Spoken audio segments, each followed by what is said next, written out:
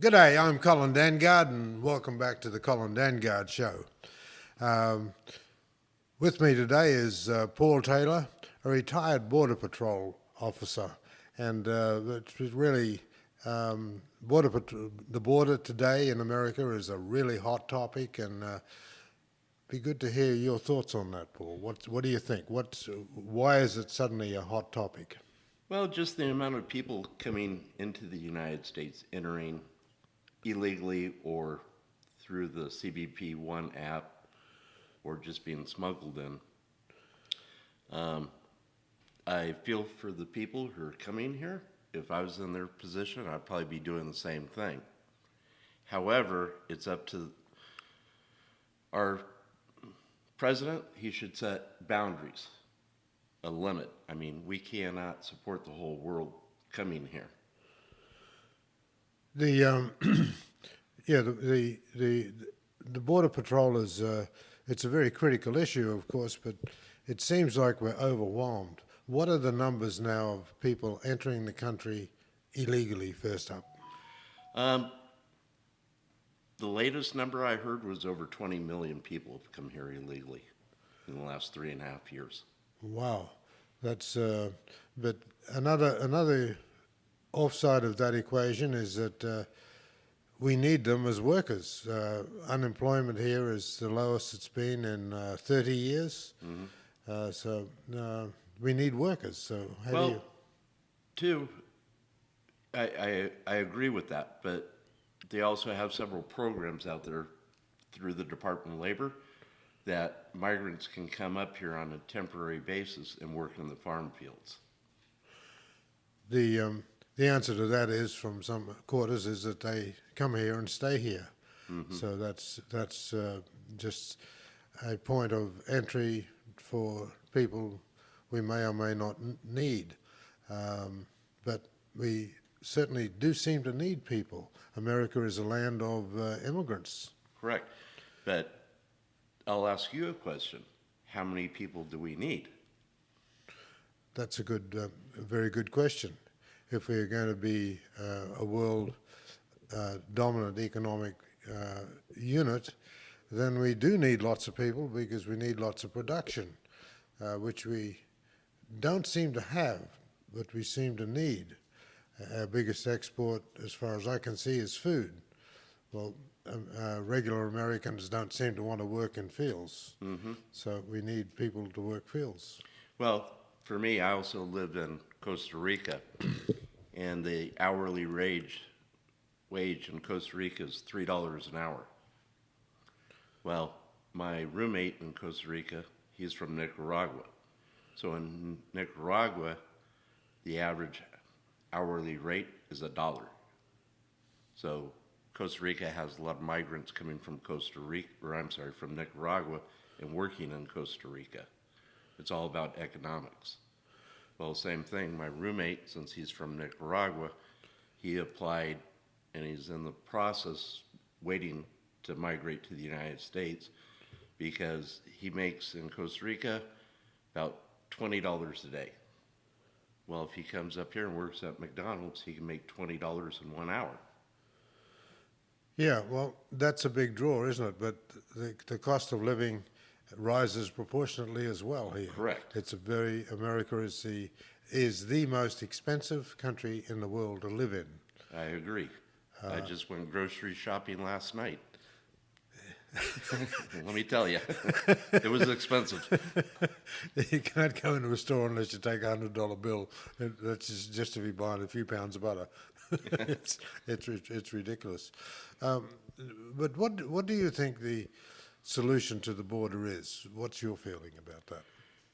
Well, it's above my pay grade, but what I would recommend is you have to have a boundary, whatever you choose it to be, whether it's 1 million people can migrate to the United States legally, 500,000, but there has to be some type of limit because the United States, we cannot support the whole world. So then it gets a little bit deeper. Do we give preference to Mexico because they're our neighbors? Well, what about Canada? They're our neighbors too. Or do we go to help people from Venezuela, Nicaragua, all the dictatorships, Cuba? Do we help them out more? So where do you draw the line? Who do you want help more? Well, America, of course, is a country of immigrants. That's how it started, and that's how it continues. I myself am an immigrant. I'm from Australia. But I must say, my getting here was extremely difficult. And I came through legal channels to get a green card. But it took me about 4 years of hard work from Australia and New Zealand and other countries where I was roving as a reporter. It was extremely difficult. Then one day they said, well, here's your green card. So it wasn't easy. And it seems to be that I don't know if it's still that difficult, but It is. I would say about a little over 10, 12 years ago, I immigrated my wife from Oaxaca, Mexico here. So I know how the process is. And she had two children. So when we went to the interview, you have to have a medical. Well, my son, Oscar, at the time, he admitted to using marijuana. Oh. So he wasn't able to immigrate right then and there. He had to go through drug counseling and drug testing for a period of about 6 to 8 months before he can have another interview. Well, thank God he passed all that and he immigrated to the United States.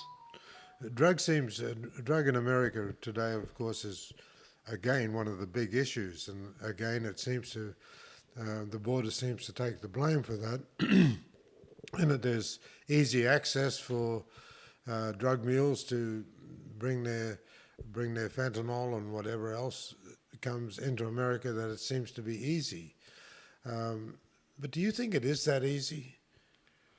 I believe so nowadays. So they can just walk in. Pretty much. Well, if you look at the amount of fentanyl deaths due to drugs, it's on the rise. Yeah, fentanyl seems to be, it is without doubt the deadliest drug that America has ever known. And since Prohibition, we've worked through a lot of drugs, haven't we? Yeah. Cocaine used to be the big one when I was working in Hollywood, and there was nothing to go to big celebrity parties, and there'd be lines of cocaine on the table, just like they have beer and wine today. But that seems not to be the case anymore. But fentanyl is definitely the big killer. Well, nowadays California is a sanctuary state, so they don't work hand in hand with ICE or Border Patrol. They're forbidden. So back when I was with Border Patrol, I used to work in the jails and the state prisons and go after the convicted immigrants, per se, for murder, drugs, child molestation. So we could put a detainer on them. Then when they're done with serving their state sentence, we would take them into our custody. But that's out the window now. The message that Trump gives is that vast numbers of these people coming across are gangsters and criminals, and that foreign jails are being emptied, and the contents of those jails are being directed towards our open border. What do you think of that scenario? I agree. I don't know what the stats are because I'm retired now. So, but if I was the president of another country, and if I wanted a clean house, get everybody out of the Salem asylums and jails, hey, have a safe trip. So. Yeah, so there's some validity to that. I would assume so. Yeah. But I think if President Trump's reelected, I think what would probably be a good thing to do would be hire more deportation judges and more ICE agents and work with state local officials for convicted aliens, because we don't need, you know, the bad people here. Yes, So correct. let's make that a priority of removal, the people who've been convicted of drugs, murder, and stuff like that. And who cares about, so much the people working in agriculture? Let's Yeah. get the bad people, and if they want to commit crimes, they can commit crimes in their home country. Yes. Um, be interesting to know what the stats are for that, but um, there would have to be some validity to it because much of Latin America is now ruled by dictators who at a whim can change national policy in those individual countries, and it's never to our benefit, it's always to their benefit. And so I sometimes get concerned that there's two Americas here.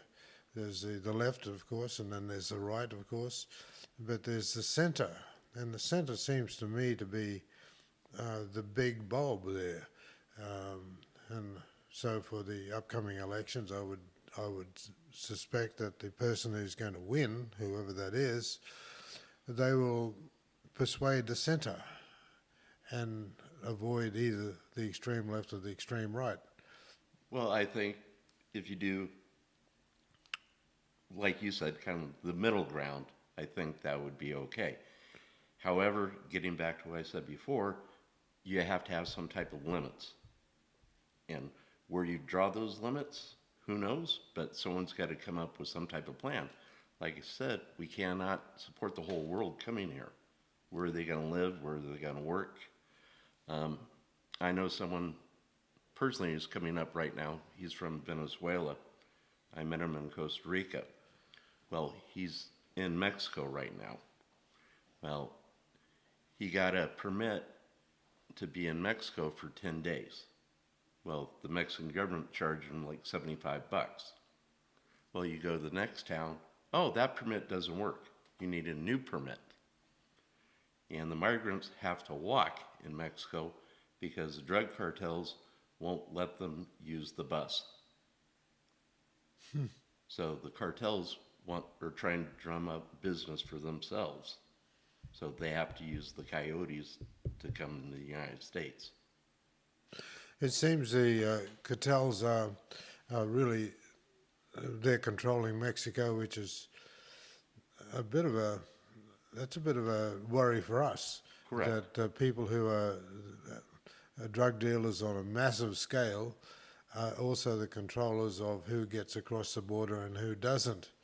And they seem to have cultivated an industry of coyotes, of people who could escort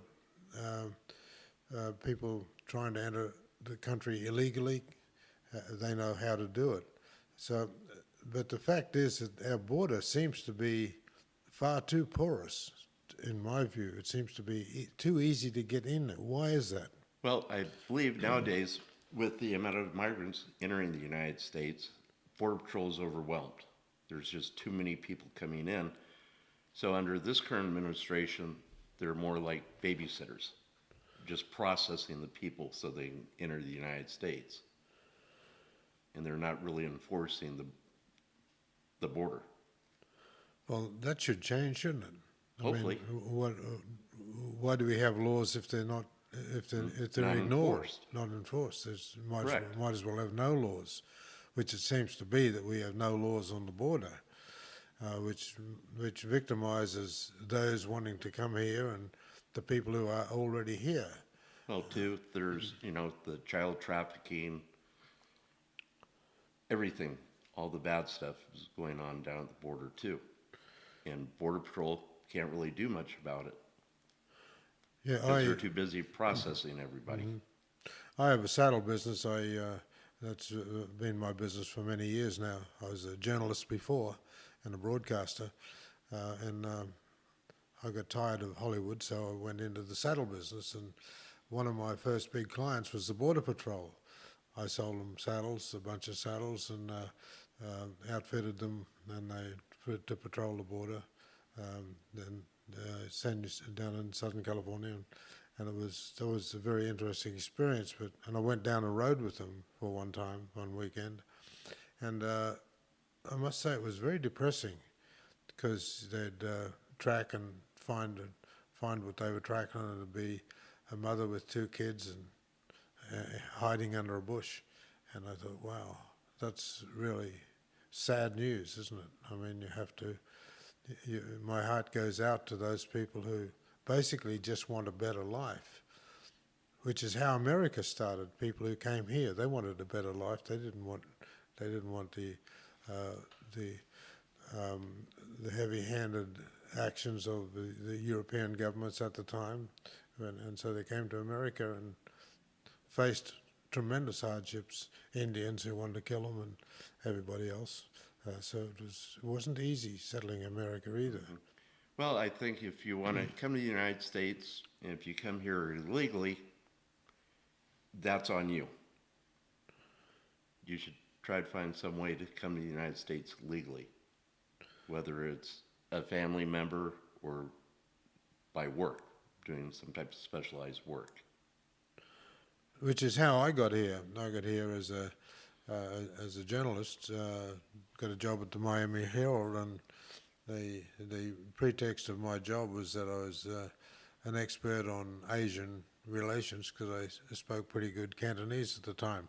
So that made me an expert, which I was far from an expert, but I was just a wandering journalist, hunting the next great story, but I feel that you're quite right. We have to do something with the border. It's a big issue. We can't support everybody, and the people who come here, they are entitled to all of our social security, our backup, our medical, our everything. They're entitled to it, and who pays for that in the end is American taxpayers. Correct. Even like in the state of California now, under Governor Newsom, he gave all the illegal aliens free health care. And who pays for it? Yes. You and I do. Yes, that's it's a bit of a tragedy. Well, that's also a magnet for more illegal aliens to come to the state of California. So, did you have any? From time to time, you read of altercations that Border Patrol officers have with people coming in, especially those coyotes, cartel directed. Did you have any serious moments for yourself? Any dangerous moments?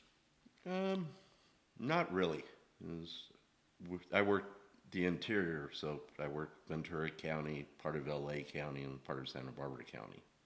So I wasn't stationed on the border. So your job was to find who the illegals were, and we called it City Patrol. And on top of that, I worked the jails, and they called that the CARP program. It's the Criminal Alien Removal Program. So they call them CARPs. Yeah. Did you find if you found criminals in jails and you wanted to send them back to their own country, Venezuela, wherever it was, Cuba, wherever, did you meet resistance to that?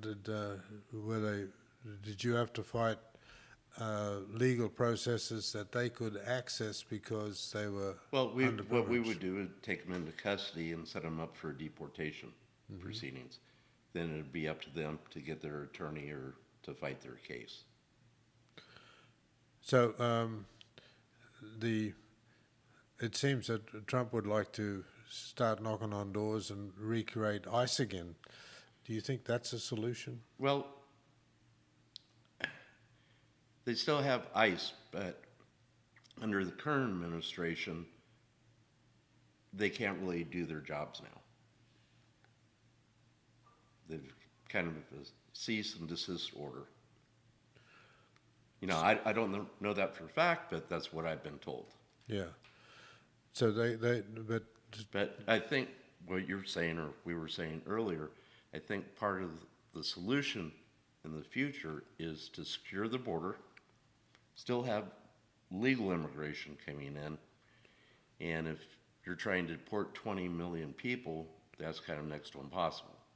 So I think the better thing is to have more deportation judges and let ICE and Border Patrol remove the criminal aliens from our jails and prisons.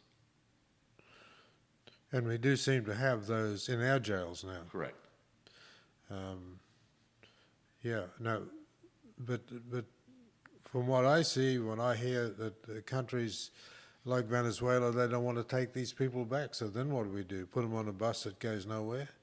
Well, I'm sure, like I heard President Trump talking about El Salvador, I believe it was. Well, you need to take your people back. Oh, no, we're not taking our people back. Okay, fine. We're just not going to give you any more economical assistance. What do you mean? We're losing $7 million? Yep, that's right. Then later on, oh, we'll be happy to take the people back. So if they don't want to take the people back, put sanctions on their country. Yeah, well, that's I mean, it's your people. yeah, well, that's a solution too. But it seems that if you look at the Russian situation with Russia, that we put sanctions on them and we put sanctions on all countries who dealt with Russia, and that didn't seem to ultimately achieve anything. Russia just found other sources for to buy and to do business with. Well, I think too, depending on what type of sanctions you would put on a country, I mean, there are some better sanctions than others. So if you take weak sanctions, sure, they can find a workaround. But if you put a stronger set of sanctions on, I think it would be harder to do a workaround.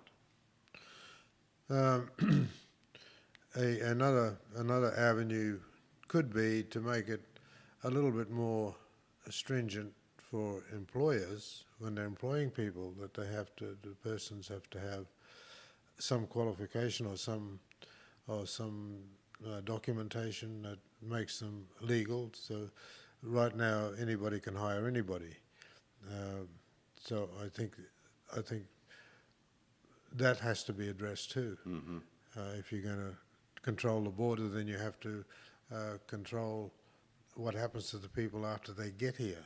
Mm-hmm. Yeah. The employers are supposed to check for the valid documents and fill out an I-9 form. And when I was with Border Patrol, we'd say maybe arrest 20 people from one company. Well, we had one of our agents who was doing investigations into the I-9, so they would go back to the company and review the I-9 forms. Well, then if the company wasn't in compliance, then they could possibly get fined. So I don't know if they're still doing that now through ICE or... Yeah, well, it's if you look at the global picture of the world, it seems that since the beginning of civilization, really, human beings are very aggressive, and Group A always wants to take what Group B has, and if they're not given it, they'll take it by force. So the frailty of humanity seems to be that we want to take what others have, and America is without doubt the richest country in the world, and our citizens have more money than any citizens of any other country, and it's going upwards, not downwards. So, Well, getting back to the migrants, I've heard on the news fairly recently, a lot of Venezuelan gangs are operating in New York on motorcycles and robbing and killing people. well, they came here illegally, didn't they? Correct. And But it gets back to the bigger picture. What countries do we help, and where do we set our limits? How many people do we actually allow into the United States? How many people can the United States absorb in a financial year? So it's pretty in depth. It's pretty complex, but there has to be some type of boundaries, and we have to enforce the border. Well, that seems to be the obvious thing to do, and I think that's what Trump would like to have happen. Um, I think well, some of his measures do seem a bit excessive, but I think shutting the border should be plan one, as shut the border. I agree. And, and And from what I've learned on the news, that's what President Trump, if he's reelected, is going to do on his first day, is close down the border. yeah, and that would send a message to the Latin countries and any other country that it's just not open anymore. Um, a lot of immigrants, a lot of illegals seem to come through Canada. However, that's Well, another it's border. most of them are coming through the southwest border, but there's more of a trend now. A lot more people are entering through the northern border. Yeah, um, it's really heavily impacted in our southern states like Texas. They've been heavily impacted by illegal crossing. Has to be done. I agree, but it's going to be up to the politicians, the president, his cabinet, border patrol, and Congress. They're the one who makes the laws. Okay, they have to set up some type of control of who we let in and how many do we let in, Yeah, and from what countries. yeah. There's a fracture there. The fracture has happened, and that it is. It'd be interesting to know the statistics of how many illegals are here and doing bad things. Probably a lot because they can get away with doing illegal stuff here that they couldn't get away with in their own countries. They just go to jail or get shot. But here we don't do that too much. We certainly don't shoot people, although that seems to be on the cards these days. That's a new way to execute people, is shooting them, which is amazing that this discussion is even happening. So we haven't progressed very well. Yeah, when I worked for the Border Patrol, I was the detention enforcement officer stationed at a Border Patrol station. So basically, I did the same thing as a Border Patrol agent did. However, I was trained to do the same type of work as a Border Patrol agent. So, me personally, I've arrested personally or hands-on over 10,000 people. Oh my goodness, that's amazing. So what do you think happened to those 10,000 that you arrested, and so you arrest them, they served, they're handed over to somebody else, and then what happens to them? Well, the process here from Ventura County, we'd take them to the federal building in LA. Then they would send them back to their home countries, wherever that may be. Yeah, and hopefully the countries would take them back. If not, we pressure them to take them back. America, I feel, has to use its might a little bit better and use leverage, because leverage does seem to work. Sure, you can sanction people and they can find alternates for their products, but that's a messy situation for the country involved. I think everybody sees it, that it's be better to get some cooperation. So you mentioned that you have a roommate that you had to go through a legal process with your friend. Correct. And how was that? How did you? It's still in the process. We filled out an application form to enter the United States, so we're still waiting to hear back from immigration. What's the expected wait time for that period? Good question. It could be anywhere from 3 to 4 months, maybe longer. Order. Their request for political asylum seems to be almost automatic. Well, under this current administration, yes, they're allowed. If they can claim political asylum, they'll let them in to the country. Where, two, I don't know if they paid the coyotes to get them up to the border or how they managed to get to the border. But I think if you apply from your home country for political asylum at the American embassy, then you wipe out the cartel, the traffickers. And I think it would be an easier process. That makes a lot of sense because the traffickers are they're really bad people. They just there's lots of stuff that they do that's unbelievable, and the people trying to get here in what seems to be the only legal alternative, and that is paying a coyote and be subject to all of that, all the evils that industry itself produces. So I agree we should have a more civilized approach, and that would be going to an American embassy in that city or that country and applying legally. Correct. And another thing I'd like to mention is if you want to, like, I'm just going to use my friend from Nicaragua right now. If he went to the American embassy and wants to apply for a visitor's visa to enter the United States, he wouldn't qualify because they have so many regulations, and it's so difficult to prove that you're going to return to your home country after you're done visiting. So they want to make sure you have enough money in the bank, thousands of dollars.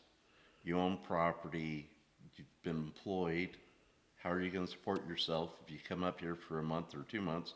Are you going to have your job when you get returned? So they want to see all this documentation, and a lot of people can't prove it. So instead of making it harder for people to come here on visitors' visas, they should make it easier. Then our obligation within America would then be to keep track of these people. Correct. Which is the rise of ISIS again, isn't it? Mm-hmm. Which needs some sort of framework to track people once they're here, and then if they've extended their visa, well, then they have to go. So it's going to be that'll be a massive undertaking, because what would you say? 20 million people here are here illegally. Mm-hmm. That's a lot of people. Yep. But as the old saying goes, how do you eat an elephant? One bite at a time. Yeah. So that's why I say start with the bad people who are here in our jails and prisons and have them deported. Then as time goes on, they can do other methods to help remove people, or maybe give them some type of form of amnesty down the road. Yeah. Well, the fact that our jails are really controlled now by this mafia type element, that must make jails hell for people who are there for, they've made some social transgression, so they get jailed for something, but they're not really violent people. It's made our jails extremely unsafe, hasn't Mm-hmm. it? You're putting bad people in with bad people. Yeah, you're putting, but sometimes people who have haven't paid their taxes or made some civil transgression, they end up in the same jail as killers and murderers and rapists and everything else. That doesn't seem right either, does it? Well, the youngest person he was in jail, he was 18. He claimed to be 18 at the time. He was in there for murder. Wow. So that was the youngest one I came across. Wow. Then further investigation, he claimed to be a minor under the age of 18, so they sent him to juvenile hall. Yeah. Yeah. So what do you do with your time now? You've had this incredibly exciting life and very pivotal in what you did as a border officer. How do you feel your days now? Well, I'm also a 100% disabled veteran. So I was in 4 years in the excuse me, in the Air Force as security police. So I've got a good law enforcement background. And nowadays, I like to go camping, traveling, see the world, meet new people, have good friends, stuff like that. Just How old are you now? 64. 64. Well, that's a whippersnapper. I'm 82. Well, you look good for 82. I got up and climbed on a horse at 5:30 yesterday and rode 3 hours through these rugged hills. But I think longevity has to do with your desire to live. I Well, think, hopefully I'll live a while. yeah. I hope. Yeah, I've thought about this a lot, and I think that we when we're born we are stamped with a template, and you kind of live out that template, but it's a spirit. Spirit is part of the template, each of our individual spirits, and if that when that quits, the body quits. Mm-hmm. But the body doesn't quit till the spirit quits. So what drives the spirit? It's a non-physical entity of our body. We don't. Other creatures can recognize us. You know, I spend my life with horses, and you can approach a horse from say 30 yards, and the horse will look at you, and you can move in closer, and the horse is now really interested in you, and you can get within say 6 feet. And now your aura, your electrical field, is now intermingled with his electrical field, and they're animals for survival. So they can ascertain from that information what your mood is, what your intention is, even what your heartbeat is. They've got it figured out, which is pretty interesting. Yep. Well, one good thing I can say about you, I'm glad you're able to get on a horse. I can't. Well, thank you, Paul. So, what do you feel is the future of America? How do you feel about it? Are we on track? Are we going to be I good? think right now, under this current administration, it's on the wrong track. We have to get back to a stronger economy, lower inflation, and a secure border. That's a big menu right there, but it's attainable. We've had it before, Yep. and we can have it again. Well, thank you, Paul, for joining us. You've had an amazing career, and good luck with you in the future. Well, thank you. I appreciate it. All right. And that's it. Colin Dangard, and that was Paul Taylor. Great interview. Thanks, Paul.